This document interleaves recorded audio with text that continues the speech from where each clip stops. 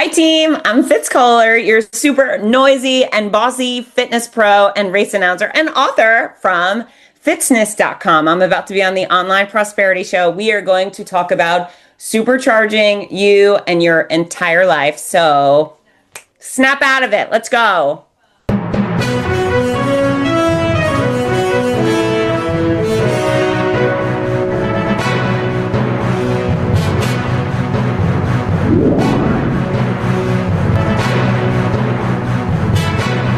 To yet another exciting episode of the Online Prosperity Show, the number one place where we uncover the stories, systems, and strategies behind extraordinary people who've turned purpose into prosperity. I'm your host, Prosper Taruvinga, and if you've ever struggled to maybe find time, motivation, or the truth about getting fit and living well, this episode is going to be your wake-up call. Today, we're joined by somebody who's literally powered through life's toughest rounds, Fitz Koehler. Now, Fitz, how are you doing today?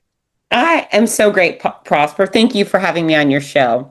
Oh, absolutely. You see, I'm actually shaking in my boots right now because I'm a little bit starstruck. I've seen your work and what you've done and the kind of people you've hung around. And I'm just thinking, wow, this is going to be an amazing episode. So thank you so much for making the time for us today. Of course. I'm equally excited to chat with you and your audience.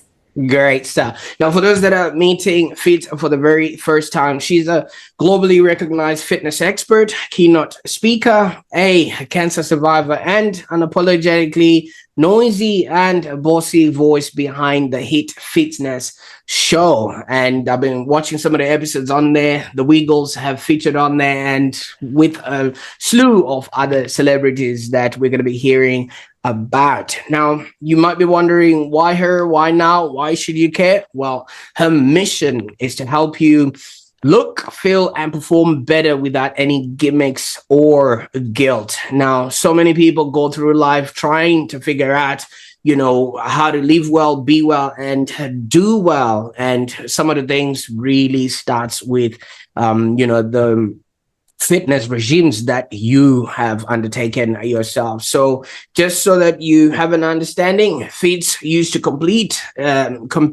in full contact kickboxing for almost a decade. And yes, she knows how to fight in and out of the ring. And I want you to stay tuned, because in this episode, we're going to be exploring how Fitz actually turned pain into power, and why she believes fitness should be fun, and what it actually takes to live supercharged. So wherever you are right now, you could be on YouTube, Spotify, or Amazon. Be sure to subscribe so you do not miss out on any of these intriguing episodes. Now, Fitz, I could go on and talk about things that, are going to distract us from the actual episode. You started your fitness journey at 14.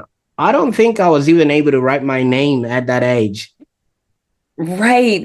What a little blessing for me. I have always been involved in sports. My parents put us in everything, starting at maybe 4 or 5 years old. But I would say I was 14 when I blew my knee out playing soccer. I had an MCL tear, had surgery, had therapy. I thought maybe physical therapy might be a career for me. And that was up until I came back to PT post-surgery. And the PT started messing with my incision. And I thought, well, that's disgusting. I would never, ever want to touch someone's surgical incision. I'm very squeamish. So I thought, no, I definitely don't want to do that.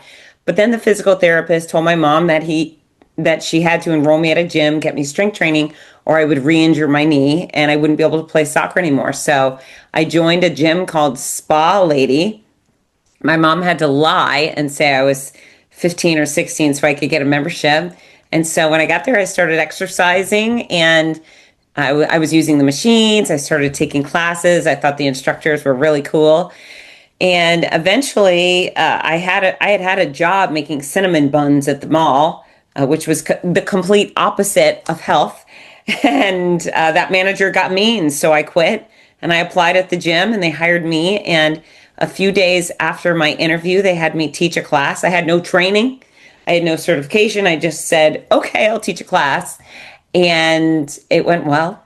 And I fell in love. I fell in love with not only exercise and fitness, but I loved connecting with people. I loved helping people. And then as I continued to do it, I loved the relationships I built. And then I loved seeing people's lives change. It was really enlightening for someone my age to say, okay, wow, not only are they maybe losing weight or getting strong, I could see their bodies changing, but I could see their attitudes changing. I could see their confidence grow. I could hear they were had new relationships blossoming and they were doing better professionally because they were committing to fitness. And I was in love, and I continued on. In my teens, I taught fitness around the world. I taught fitness on television. I earned a master's in exercise sports sciences at University of Florida, and I've never looked back. I believe in it now more so than I ever did. Oh, absolutely. And thank you so much for taking us on that, journey, because it really showcases, the very beginnings of how this all started. Now, you did say at 14, you were already, playing soccer enough to actually get a serious injury like that. Right. You would have had parents that were really supportive in your upbringing and things of that nature. Maybe just give us a highlight of that part of your life as well. Yeah, I mean, we were very, very scrappy, and I was one of three. I was the youngest. My brother was an incredible football player and soccer. I know you guys probably call soccer football, but anywho, he played American football and and Australian football. He played both. He was fantastic. I mean, I was 5 years old. I played t-ball and then softball, and I was a cheerleader, and I did speed skating. And yeah, my mom always says if I kept you involved with sports, I didn't have to worry about you doing drugs or getting in trouble. And I don't think we were going to be the drug doing kids anyways, but she was right. She kept us out in the fresh air. We're out making friends, moving our bodies, and it was it was a real good thing for us. It was always a lot of fun. I don't remember a time where I wasn't involved with sports or Was that a watching sports, right? Absolutely. Was that a thing for that particular time? Because I can't even get my kids to just walk around the block now. You know what I mean? Oh. Because of the technology and just the way things are with kids these days. Yeah, I mean, we were told pick a sport, and we did. And my kids, the same thing. I tell Ginger and Parker, I said, you have to pick a sport. You have to be in a club. I don't care what sport. It could be golf. It could be tennis. It could be running or anything. You just have to pick a sport. And so they always have. And I'm friendly with my kids, but I'm their parent first, and they will do what they're told, especially when it comes to something as big as getting involved with positive activities, right? Absolutely. Now, you did mention you're one of three, and obviously some sort of a sporting family. Were the parents also Yeah. involved in some sport, or were they just being the parents? Well, not they had retired from sports by the time they had us, but my dad played collegiate football in Canada, and he also was a talented violinist.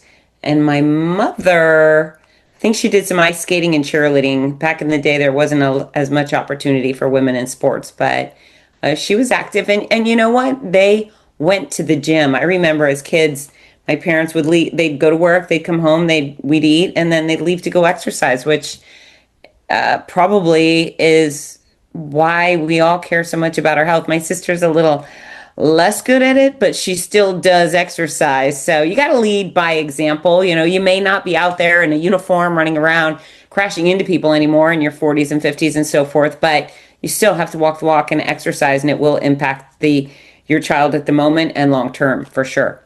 Absolutely. That's pretty much where I wanted to get with this, because, there has to be some sort of point of reference, because kids would watch what the people around them are sort of doing. And, at such a young age, kids would be just sponges and just be grabbing as much, as possible. So did you also have any other sort of maybe external role models or people that you would say maybe aspire to become, especially at that sort of age? I mean, gosh, I think at that age I was admiring all the athletes and the models and the singers and the movie stars, right? But you're right, it's cultural. Mm. So sometimes people come to me and they say, well, I'm overweight, but that's because my family's overweight. We're all overweight. And that's baloney. You're not overweight because of your genetics. You're overweight because of your habits. So perhaps your family does not participate in sports. Your family does not go out to exercise. Your family does not cook healthy. And so our family did, so it's a cultural phenomenon that you make choices for your body and for whatever the way you're gonna move it and the way you're gonna feed it. And anybody can have a fit family. In fact, in my new book, there's a whole chapter on raising a fit family and what could be more important, right? Oh, absolutely. No, I mean, obviously, by the time we're recording this, it's almost about to be Halloween around here, and my little girl just keeps trying on her witch's outfit, and I'm hoping that's not going to be a career, outlook Right? or. A witch, yeah. I don't know. So That could be fun. right. Oh, yeah. And playing with potions and, making a mess in the bathroom with all the soaps and everything else. It's just a whole nother story. But as a kid, did you have any sort of job that you that wanted to be? Some little girls wants to be a princess or maybe like a doctor or something like that. Did you have that growing up? I got to tell you, it's funny. I actually wanted to be a singer. Hmm. So I did. I wanted to be a pop star. Now, mind you, I have a terrible singing voice. I don't know what made me believe I could be a pop star, but I could not be a pop star. I have a terrible voice, and I did back then. Now, it's interesting that I'm known for my voice now. I'm the voice of massive running events. I'm the voice of conferences and keynotes and things like that. I think my speaking voice has rounded itself out. But yeah, it's the thing that I do now. I kind of get pop star lifestyle without the gift of making beautiful melodies, right? And so there's me versus crowds of 20,000 quite often, and it's the connection. I think that's really what I wanted is I love people. I love joy. I love making people happy. And so, outside my role as a fitness expert, my role as a sports host, a race announcer, it feels very pop star. It's again me connecting slash performing in front of the masses, and we just have such a good time. I love looking out into the crowds and seeing the smiles, and it's awesome. It's awesome. But yeah, I sing terribly, and I do karaoke, and it's awful. So I apologize to anybody who ever has to hear me sing karaoke. Or maybe you're just being too hard on yourself. I've watched a few videos of you cheering people on, 5,000 people, and I think it was a marathon there. And I think by age 20, you'd already taught fitness in about 13 countries, and you'd been on TV, and that's just extraordinary in and of itself.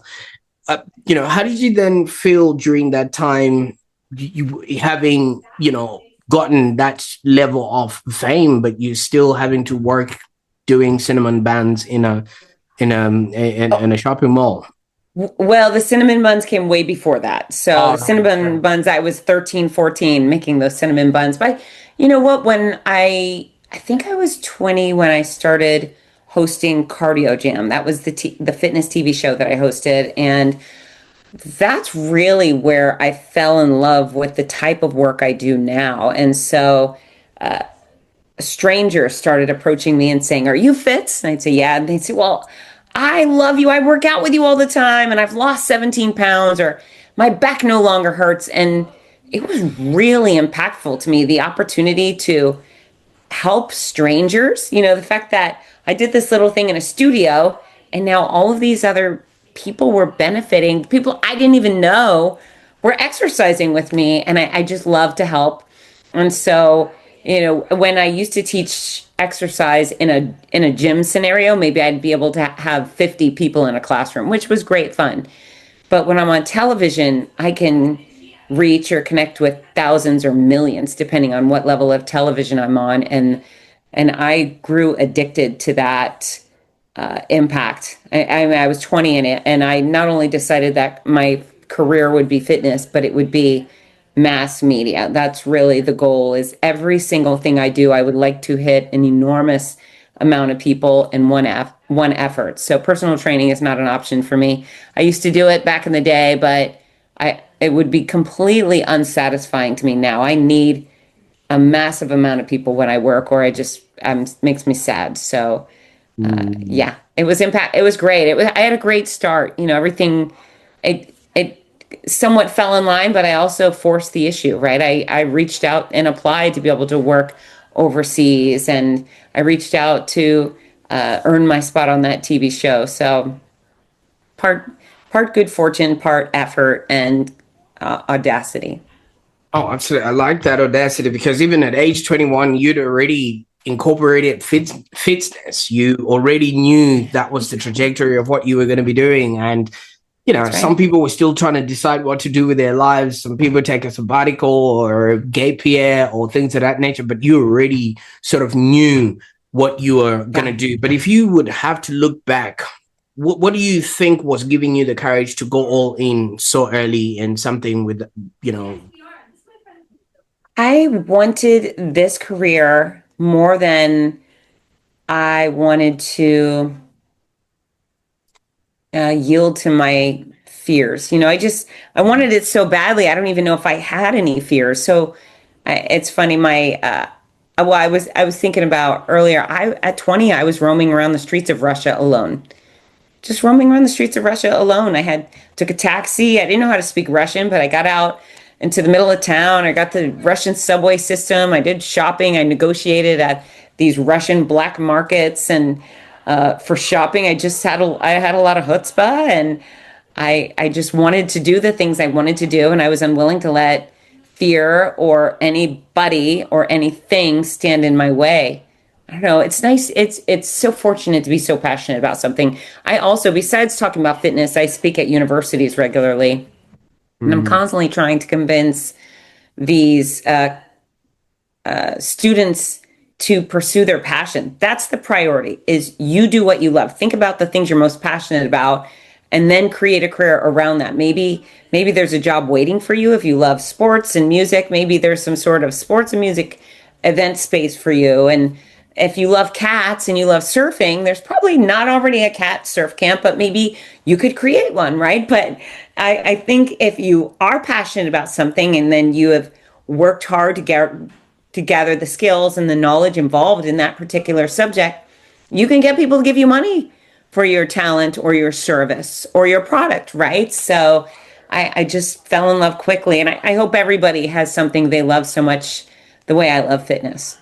oh, absolutely. Don't sleep on cat videos, eh? Because they're the Mhm. backbone of the internet, And That's right. there's, there's the there's the meme of the grumpy cat who just sits there, but it's actually one of the most famous photos in That's internet right. history, right? But Fitz, I mean, you did mention being in Russia, and obviously from what we know and hear about Russia is the mafia and just everything Right. else that the world doesn't quite want to hear about Russia. And people actually describe you as noisy and Oh, yeah. bossy.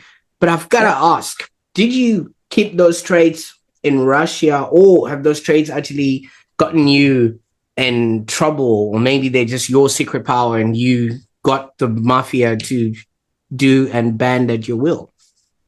Yeah, so I do think when I was in Russia, I was minding my P's and Q's pretty carefully, right? I was just a tourist. It's just, well, I worked, but yeah, when I was roaming the streets, I mean, gosh, they were friendly. It's been a long time, right? So I don't actually, tragically, I don't think I'd go to Russia today, which makes me sad because it's such a beautiful country and the people were very nice. But yeah, I mean, I am noisy. I'm always on a microphone. I'm always loudly cheering for people or instructing people. And then, yeah, I'm bossy. It's interesting with fitness, people will come to me for advice and I give it. And then as soon as they get advice, and mind you, I'm not making things up. Most of the advice I give is based purely on science. And then I throw a little bit of know how and fun and savvy to get you to want to do it, right?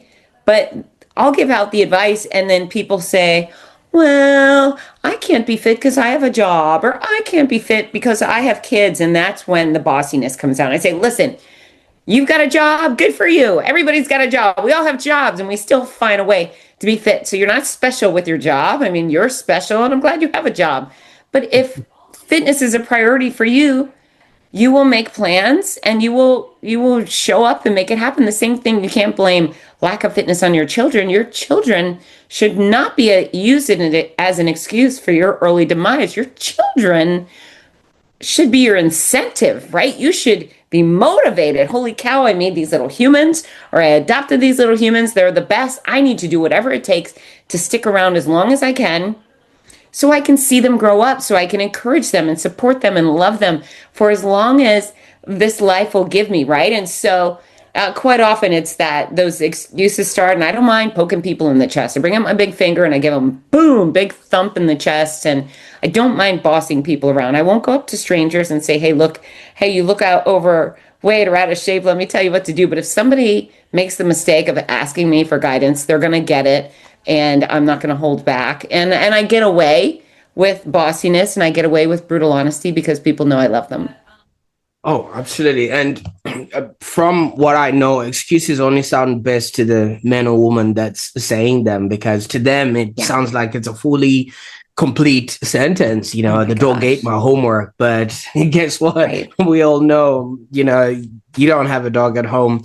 And and I feel kind of bad for these people, because you could just turn around and tell them, you know what, I've actually had one of the worst things happen to anyone, but yet here we are. I mean, let's talk about the moment everything changed for you, 2029 to 2020, while everything was also happening in the world. You also had stuff you were going through, 15 Yeah, months. yeah. Yeah. Yes. So in the February of 2019, 6 weeks after a crystal clear mammogram, I found a lump in my breast. And pretty quickly I went in for the mammogram and the ultrasound. And the doctor said, yep, and then the biopsy. And he said, you have breast cancer and it's already spread. It's already spread throughout the lymph nodes. It's moving at warp speed.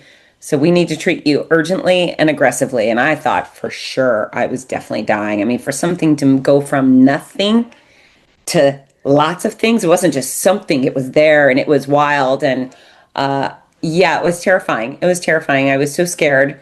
And treatment was tough. I had 15 months of chemotherapy, which is a really long time to do chemo, and 33 rounds of radiation. I had surgeries, and it was brutal. It was brutal. I was incredibly sick. I was the sickest I've ever been, and so I always was encouraged, think about having a stomach bug every day for almost a year and a half, or food poisoning, or a tequila hangover, whatever you identify with. But I had to live with that, and it was hard. But I made some great choices. I didn't want cancer to steal my life before it stole my life, right? So it stole my hair, and I thought about folks like you, Prosper, and I was like, you know what?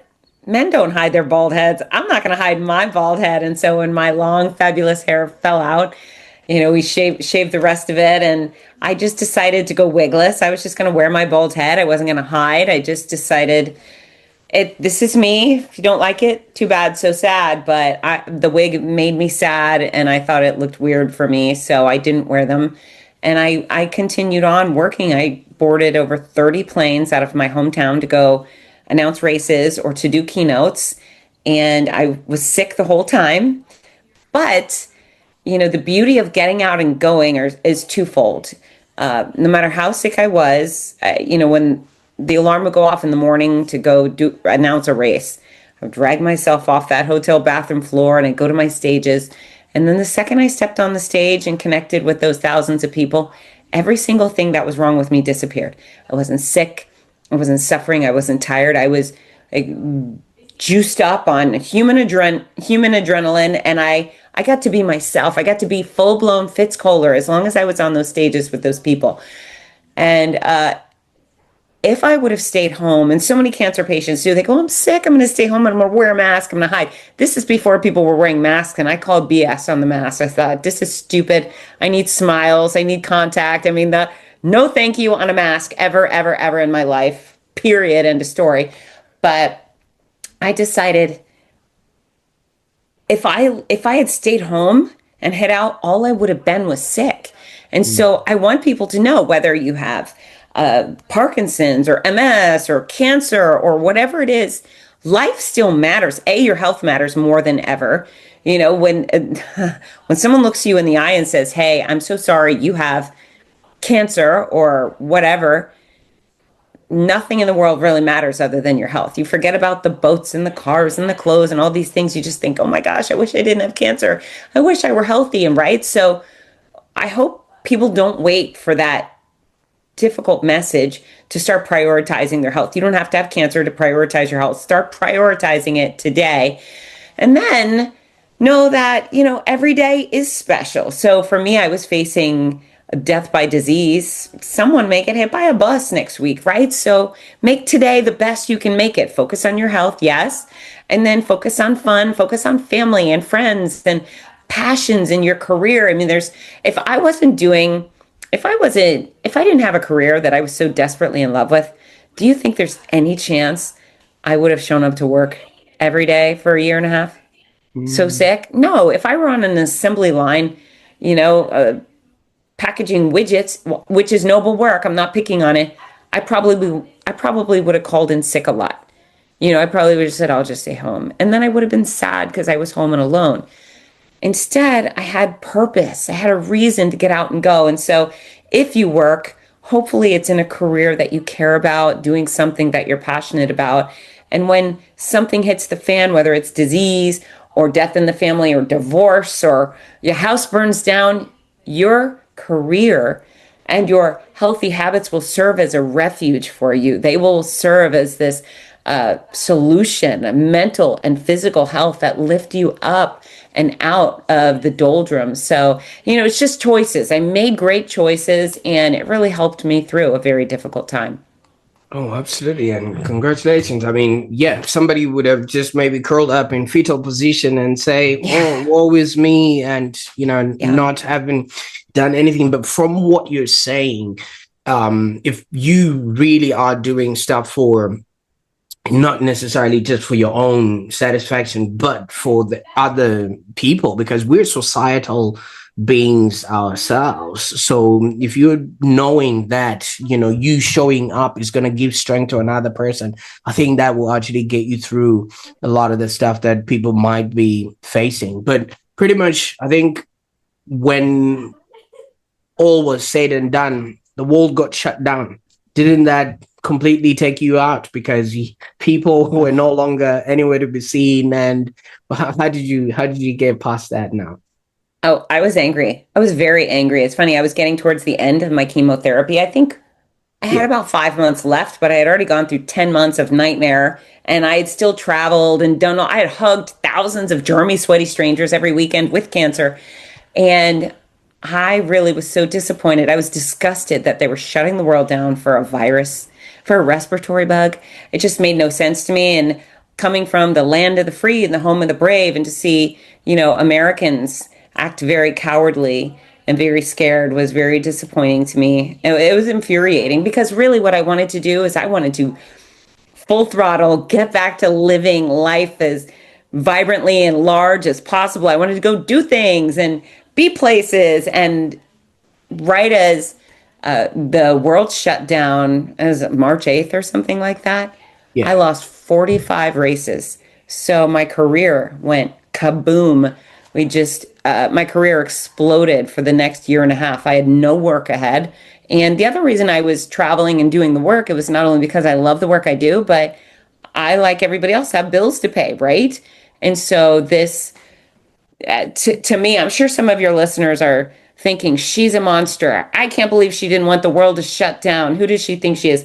I still look back, I think it was appalling. I think it was a terrible decision. And as free people, we should have the freedom to choose whether we do or don't. And the people that were scared could have stayed home and let the rest of us go out and live our lives. But fortunately, I live in Florida.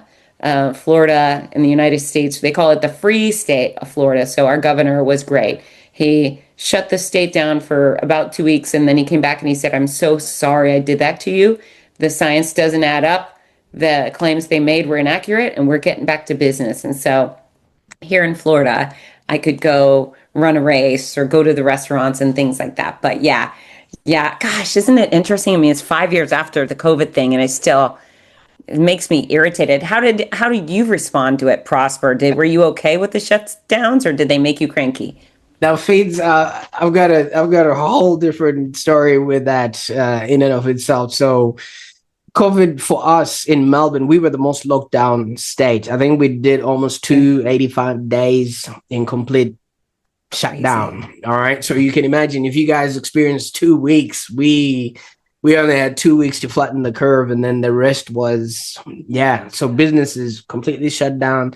And Fitz, during that time, I actually had something happen to my Facebook, which completely shut me out of the world. So no world, Wow. no world. Okay. So Were yeah, you furious? How did you feel? oh, you can only imagine. I went on a mission, and that's the reason why we've created this podcast. And it gave me something. So maybe Oh, you yeah. you never know what these things bring along. But at the end of the day, and I really appreciate you checking in because yeah, a lot of people had it different. We literally had the kitchen table became a classroom, it became a boardroom, it became the laundry, it became a restaurant, everything else all Yeah, piled wow. up in the one space. So yeah, you can only imagine everything had to happen from the household. And from what you have said, you are obviously energized by being around so many people. So that would have really but you say in your state things were sort of Yeah. open. But what was the It, scenario, the mindset, even though things were open, but what was the scenario with the people? Because things could be open, but what they're hearing is completely different, and how they would probably react is also completely different. right, right. And so it's interesting. So Florida was mostly open for business, but the other states, most of the work, I travel all around America. So most of Ah, my work was gone. yeah, Um, basically, there's and my just to let you know, I remember watching how severe things were in Australia, feeling so sad for you all. I mean, it was shocking to see. In my mind, Australia and America are very similar, and then all of a yes, sudden it was like, whoa, you guys are more like China. I mean, that was crazy to see what they were doing to you, and we felt sad for you. So yeah, then the other thing you're dealing with here is there's the Republicans who are more about freedom right, and limited government and fresh air and sunshine. And then there's the Democrats who, I mean, just these are the realities. I'm not picking on either side, but they were wear your mask and wear gloves and hide. And how dare you if you don't do things? It was really psychotic. So if you were in a city yeah. that was Democrat run, you might find some restaurants shut down or these stupid arrows in the grocery store telling you which direction to walk, the condescending arrows. So it was wacky. It was wacky. It's the type of stuff, and I know you'll tell your kids and grandkids one day that they won't even believe people like us were forced to do such insanity. But that was really the differentiator in America is if you're in a Republican area, you could go do what you wanted and live responsibly. And if you were a Democrat area, you were more restricted. And if you were a Democrat or liberal leaning person, you would wear a mask even if you were in your car alone. And so it was different. Mm. It Oh, was interesting. absolutely. But obviously, these things, like I showed you, from whatever happened to us, my book sort of came out of that. Some of Yes. these things Yeah. you can't connect the dots looking forwards. You can only connect the dots sort of Right looking side. Yep. backwards. But you've had the big C and the other big C, all right? So both C's Oh, completely yeah. taking away what could have been your Right. your livelihood. And obviously during that time you would have realized and known that this is definitely going to change the way you help people forever. Are there sort of any lessons or any things that you picked up from that you now sort of use in helping people deal with whatever comes their way? Because half of the things are usually obstacles, which in hindsight would actually turn out to be stepping stones that a lot of people never look at in life when it comes to fitness. Yeah, of course. So like many of us, I remained flexible and I pivoted. I thought, okay, I can't go do these things far away. So I did a lot of my keynotes instead of being in front of 400 people live, they turned into online keynotes. Companies were still paying me the same. I just had to make sure they knew I was available. So I pivoted in that regard. I was already halfway through my second book, my noisy cancer comeback, when everything shut down. So I finished up writing that book. That was a really nice purpose I had, something to keep me going while we were all kind of bored. I'd sit on my back porch and finish, write chapters of the book until my treatment was over. And then two more books came out of that. Your Healthy Cancer Comeback, which is a guidebook for cancer patients and survivors to go from sick to strong. And then there was the Healthy Cancer Comeback Journal, which, is a comeback journal. And then, book number 5 just came out, You Supercharged, the exact formula for fitness, weight loss, and longevity. And so I certainly am not blaming my books on COVID, but just generically, we have to be ready for life to change directions. And, either we could sit down and cry and pitch a fit, or we can say, okay, what can I do in this other direction? And so it sounds like you and I had the same luck figuring it out, right? Absolutely. And you mentioned your book, the I think that's the latest one, You Supercharged. And like you Yes. say, it does promise the exact formula for fitness, weight loss, and longevity without any of the gimmicks. Now, obviously, this area is mad with so many trial and error, 6-minute abs, and any other Right. thing that you could think of. And I think there's a whole new trend of, injecting yourself with certain things. And tomorrow you just come up, I don't know, feeling healthy or whatever it is. What's the exact formula for fitness? Yeah, so it's a combination of watching what you put in your mouth, moving your body in particular ways, getting quality sleep, pursuing mental health measures, becoming a bright sider, choosing that, raising fit families, aging like a badass. So there's 34 chapters. There's over 400 pages, over 300 photos. And so I teach the 4 pillars of fitness, which most people are unfamiliar with. The 4 pillars of fitness are the requirements for a fit body. And so if you're a marathon runner, but you can't do 5 push-ups, are you really fit? No. If you're a bodybuilder who can't touch their toes, are you really fit? If you can swim a bunch of laps, but you can't stand on one foot, are you fit? So fitness requires strength, cardiovascular endurance, flexibility, and balance. So those are the 4 pillars of fitness, which most people don't understand. And so many people say, well, I want to get fit. I'm going to start walking. And they walk and walk and walk, which is great. Walking is wonderful. But walking does not enhance your strength. You should also be working on your ability to lift, push, pull, and press against resistance, your ability to generate force when necessary to pick up and carry the groceries, to lift your grandchildren, to open a heavy door, to stand up off the ground because your own body is pretty heavy. So strength is necessary. If you strength train, not only do you become more powerful, but your bones become stronger. Your metabolism increases. Flexibility matters. It's the secret to preventing sprains, strains, and tears. Nobody wants to be injured. If you are flexible, if you are mobile, if you are accustomed to moving your joints and your limbs in a variety of different directions and your spine, you are less likely to be injured and suffer pain. If you do balance training, you are so much less likely to fall down. And so the book covers that stuff, and it break it down in a really simple, understandable way that anybody can absorb and anybody can repeat. Again, that's where there's hundreds of photos teaching people how to do balance training, how to do strength training, how to do the stretches to work each body part.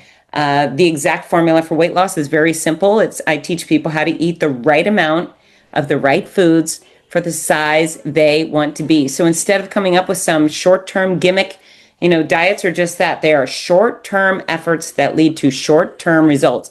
Now, let me say that again to all your listeners who are considering keto or intermittent fasting or any of that other nonsense. Short-term measures that lead to short-term results.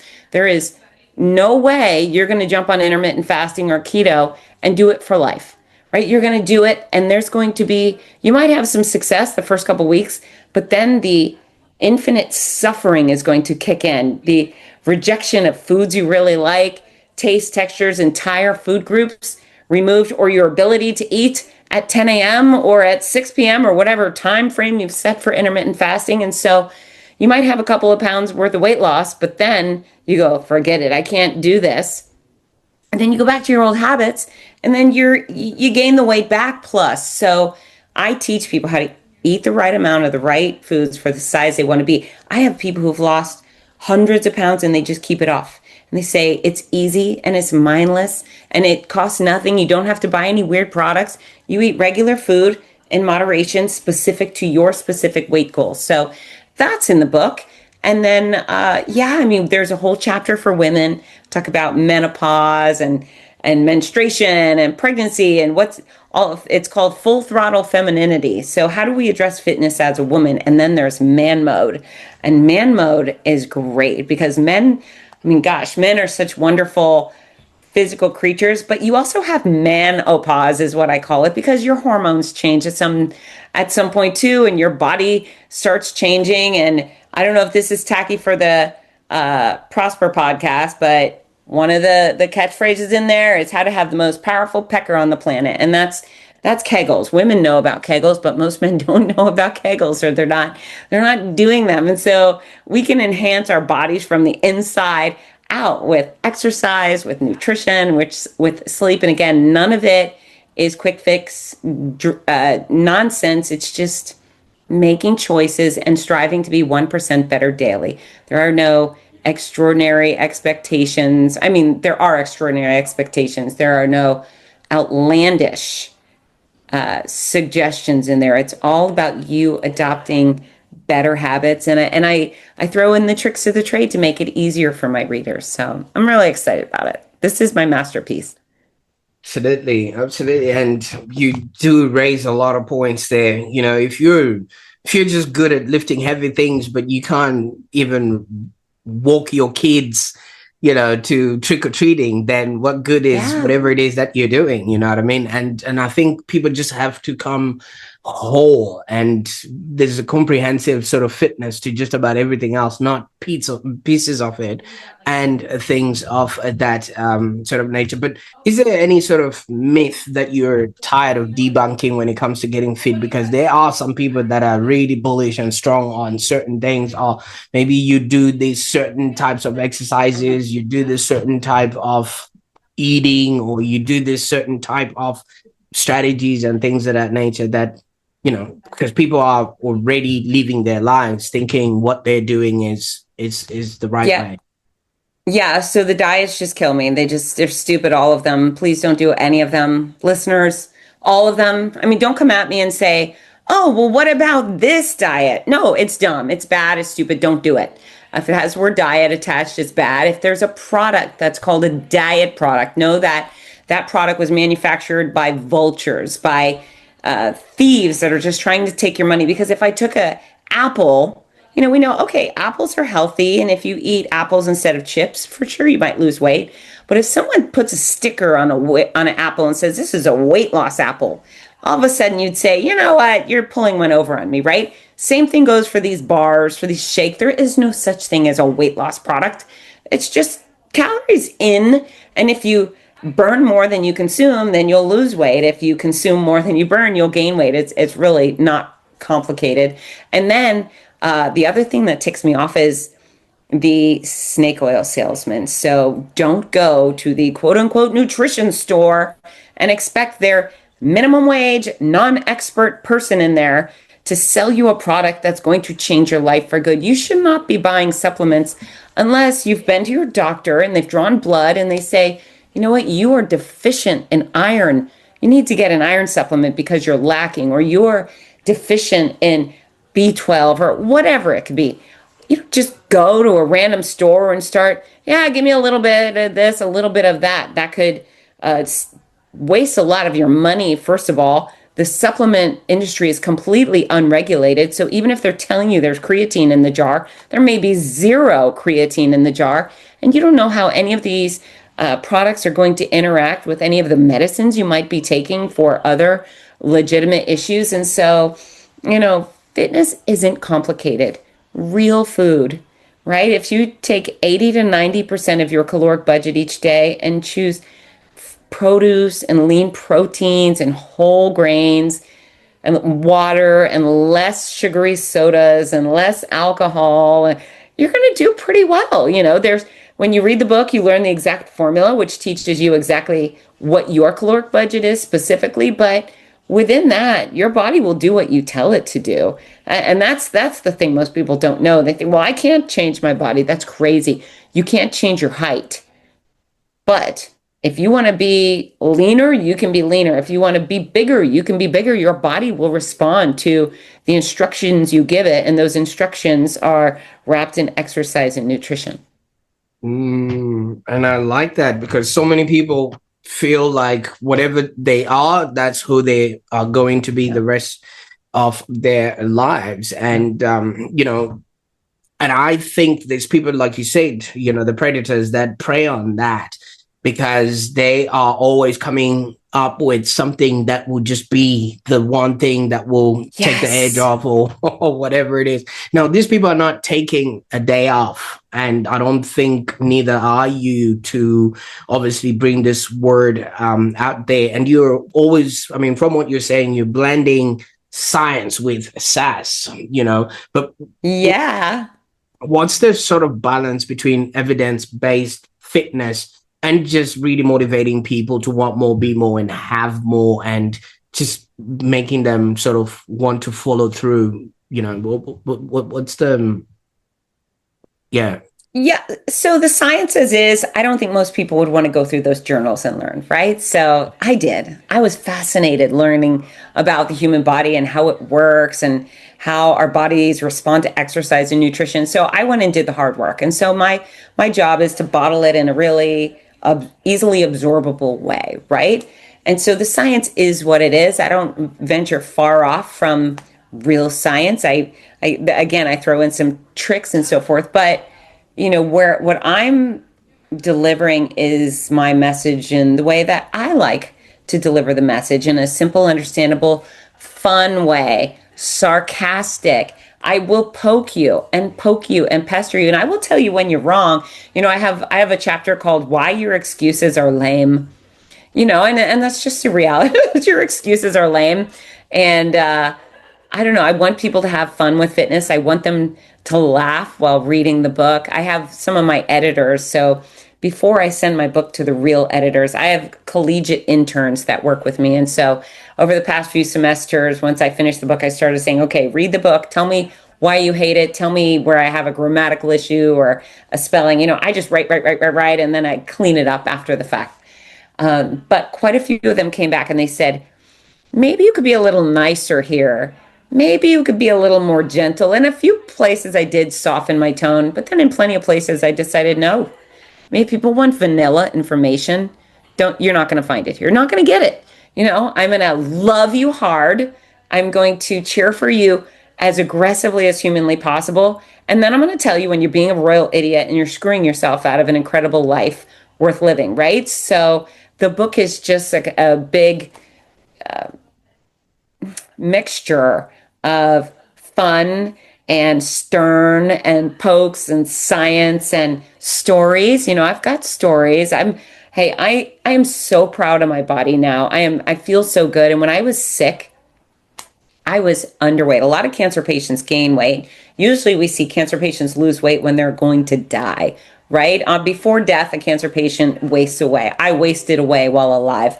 And I was just so frail. And I remember looking in the mirror at my rear end, and I called it chemo butt, but one would think I was a 90-year-old from the backside, just a flabby, flat pancake booty.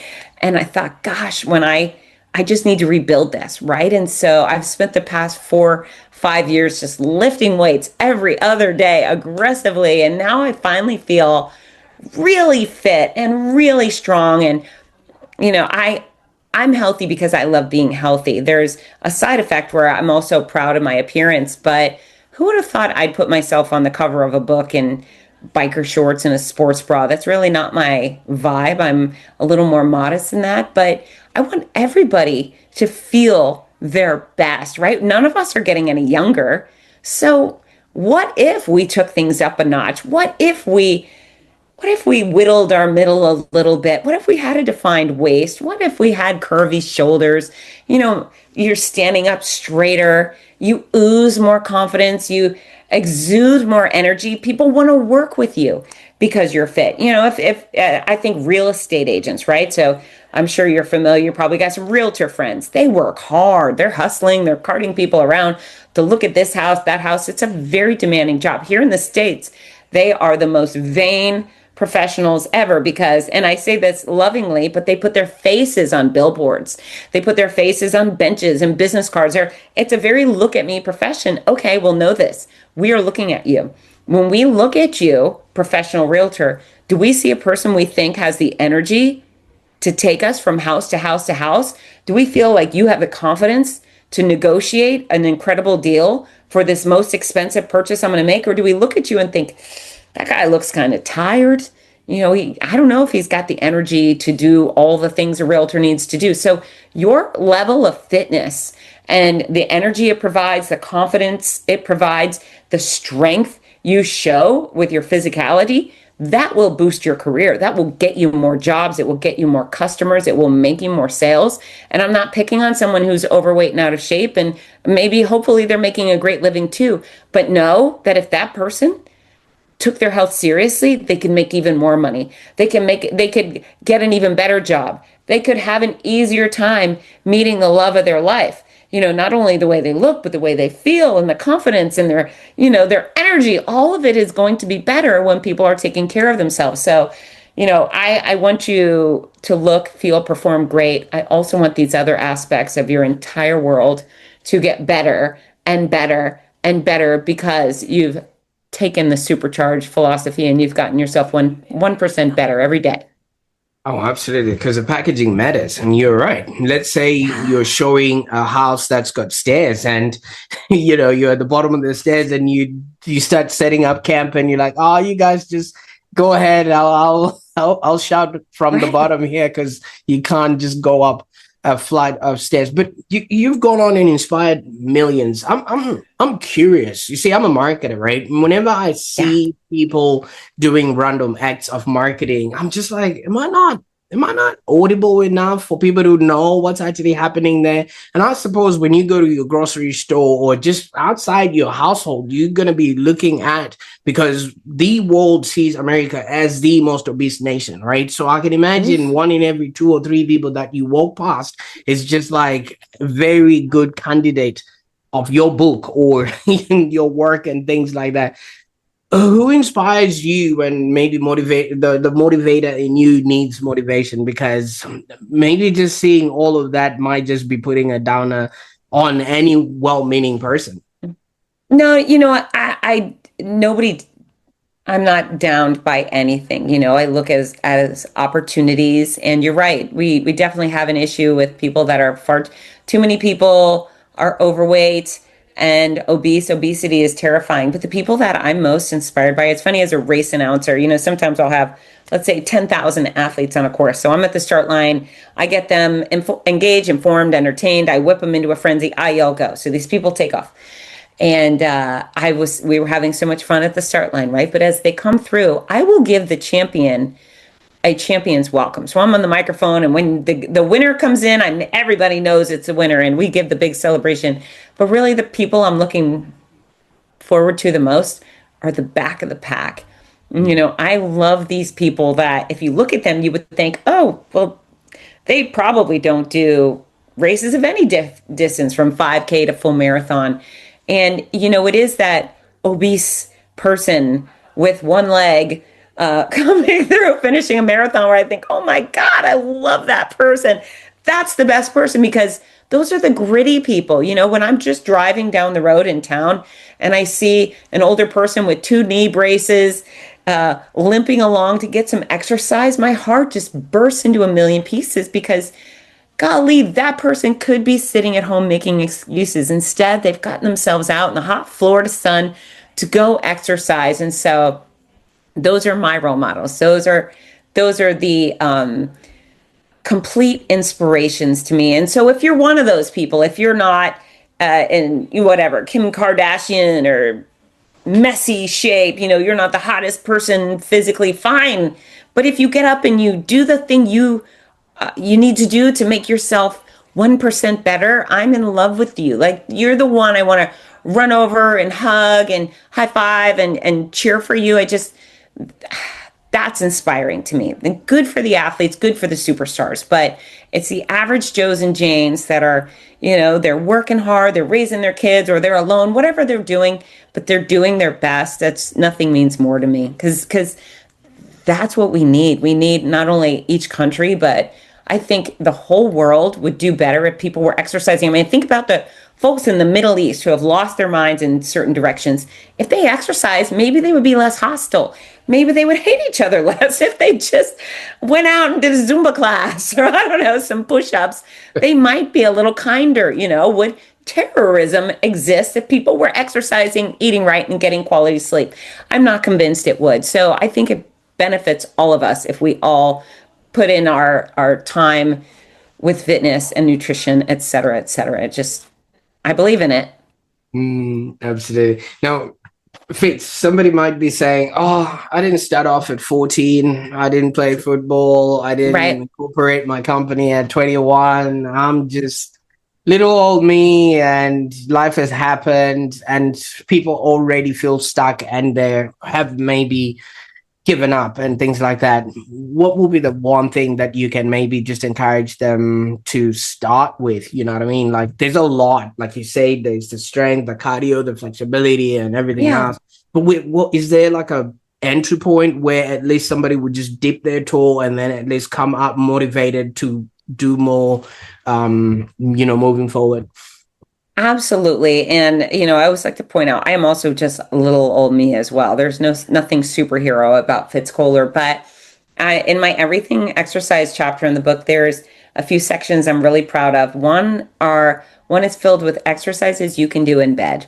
So if you really Mm. are in that dire situation where just standing doesn't feel good, fine.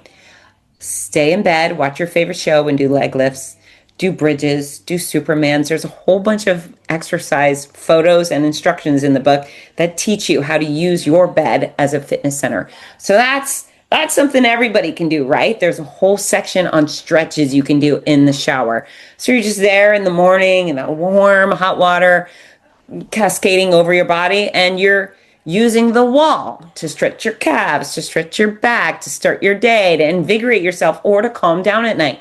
And then next level is exercises you can do in a chair, from cardio to strength to flexibility to the balance. It's all there. Hundreds of photos teaching you how to exercise in a chair. So if you really feel like you are at ground zero and you don't know where to go, I've got you. I'm showing you this is ground zero. Go from the bed to the chair workouts, and then eventually you can go to the floor. You can use gravity for fitness, or you can use stretchy bands or dumbbells or kettlebells. There's so many options, and so just you focusing on making yourself 1% better. You don't have to be like anybody else. You don't have to be whoever you were in grade school or when you were 20. Just think about who you are today and what you can do to be better tomorrow. That's it. And if every tomorrow you're achieving 1% better, gosh, by the end of the year, you're going to look in the mirror and just bubble up with joy. You're going to shout from the rooftops that you were so freaking proud of yourself, and that you're supercharged, right? Because that's what it's all about. Oh, absolutely. And I like how you've left no stone unturned there. You might be thinking, I'll just Netflix and chill here, but hey, you could actually do some That's right. something crazy. So there's no excuses right now. I've Hmm. automatically run out of each and every one of them because just standing Good. up from my chair here to the door is literally some form of movement that That's right. requires, yeah, cool stuff. So where can people go to maybe just to maybe have a glimpse of what it is that you're doing, how they can be a part of your world, and just maybe learn a little bit more about, maybe that exact formula for fitness? Okay, so here's the deal is almost all of my resources are free and available to the masses anywhere and everywhere. So fitzness.com is my home base. It's Fitz as in zebra or Z Fitzness, if you're listening. If you're watching, you see it above my head, but fitzness.com. There's a bazillion free workout videos, recipes, articles. There's all sorts of free things at fitzness.com. I'm also heavily engaged in social media. I'm at Fitzness on Instagram and YouTube and Facebook, and I'm on LinkedIn, and I'm constantly sharing reels and slideshows and all sorts of content to help encourage you and guide you towards fitness. And so, what I would hope is that if anybody's going to connect with me after listening, go to Fitzness, following's great, but I would much rather have friends than followers. So please also say, hi, I heard you on Prosper's podcast and I'd love to connect. And so the books are available at fitzness.com. If you live here in the States, that's probably the wisest way to go. If you live elsewhere, Amazon and your bookstore, you can just look up my name or You Supercharged and you'll find it there. It goes officially on sale November 19th. Absolutely. And thank you so much for opening us to your world. And speaking of your world, I mean, we started off in your world at 14, and then there was a pivotal stop at 21 when you incorporated Fitzness and, all the things and happenings that have happened in between. We've been introduced to Ginger and Parker, and now you've written all the 5 books, and you're still on your mission to inspire others to be more, have more, and do more. But now that we're in your world, what's next? What can we be looking out for that you're working on, or that we can be inspired and cheer you on and also want to be a part of as we go along? I mean, you've been cheering others while they're doing their marathons, but we want to back you up. What are you working on? Well, thank you very much. You know what? Just finally hit publish on this book. So deep breath, because as you know, writing your 5th book is a colossal effort. So it's like the deep breath that it's done, and then a big inhale, because now comes the book tours and the marketing and things. So I just want to keep going until I connect with every human on earth and then connect again. So more keynotes, more race announcing, more live streams, more everything, more TV, more radio, just to keep connecting and trying to find, that hot button to press on a person to get them to take action for their own health. So, yeah, I don't know if I'll ever be satisfied, Prosper. I'm driven, and I don't think there is a finish line for this career. So, yeah, just keep making noise and bossing people around. That's the goal. Absolutely. Now, Fitz, I can't thank you enough for the time that we spent on the call today. I mean, your life story and your experience have so much value for those that are really keen on doing something with their lives. I mean, those that have ears would have heard, like, not only did you go through what you went through, but you didn't let that stop you. And it's just proof that strength isn't built in the gym. It's actually built in the moments that we actually refuse to quit. So, first of all, thank you so much for having gone through that journey. And second of all, thank you so much for sharing that journey with us on the Online Prosperity Show today. Oh, thank you so much for having me. And for everybody out there, know that you can do better. You can be better. I hope you take actions to do so. I love you all.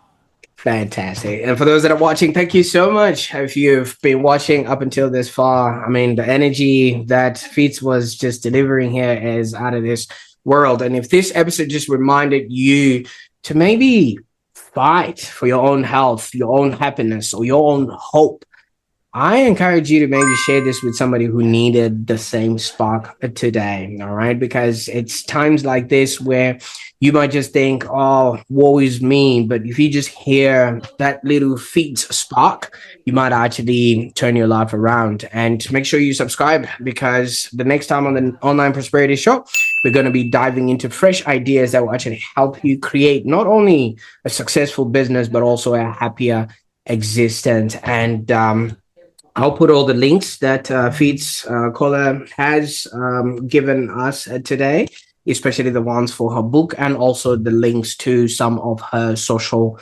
media pages. Until next time, get out there, get supercharged, and remember, prosperity actually starts with owning your own story. I can't wait to see what you do with this information today. Bye for now.